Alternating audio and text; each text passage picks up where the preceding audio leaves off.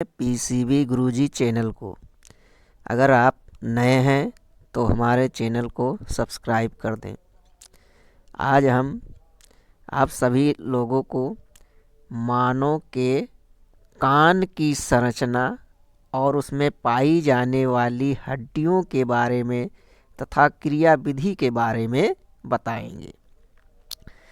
तो देखिए, आप लोगों को ये चित्र में दिखाई दे रहा है, ये है हमारे कान का बाहरी चित्र।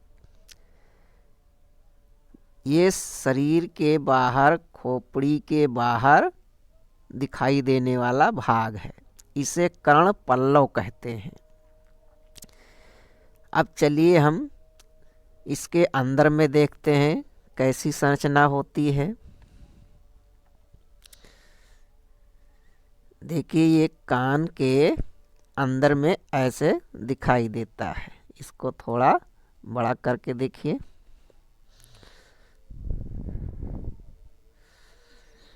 देखिए, ये तो कर्ण पल्लव है, बाहर से दिखाई देता है।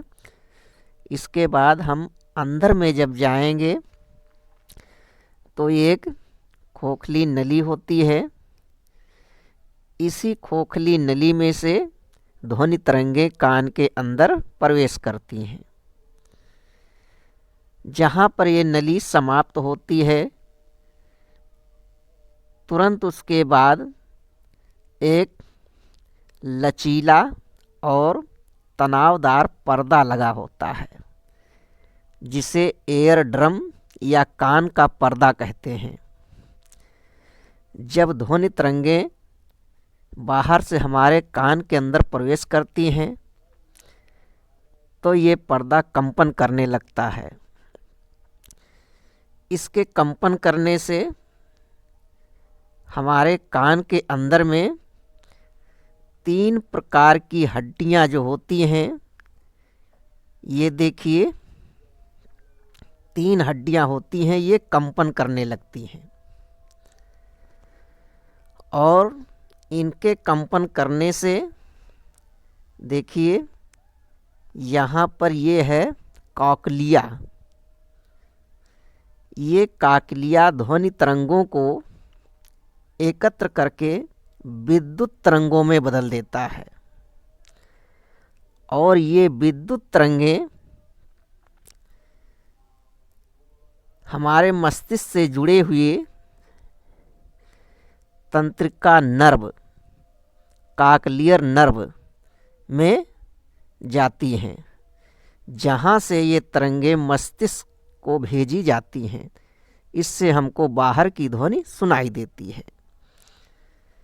तो ये तो हमारे सुनने की प्रक्रिया कैसे होती है हमने जाना। अब आइए, कान में जो 3 मुख्य हड्डियाँ होती हैं, बहुत महत्वपूर्ण हैं, इनके बारे में हम जान लेते हैं। तो देखिए, यहाँ पर कान में 3 हड्डियाँ एक दूसरे से जुड़ी हुई हैं।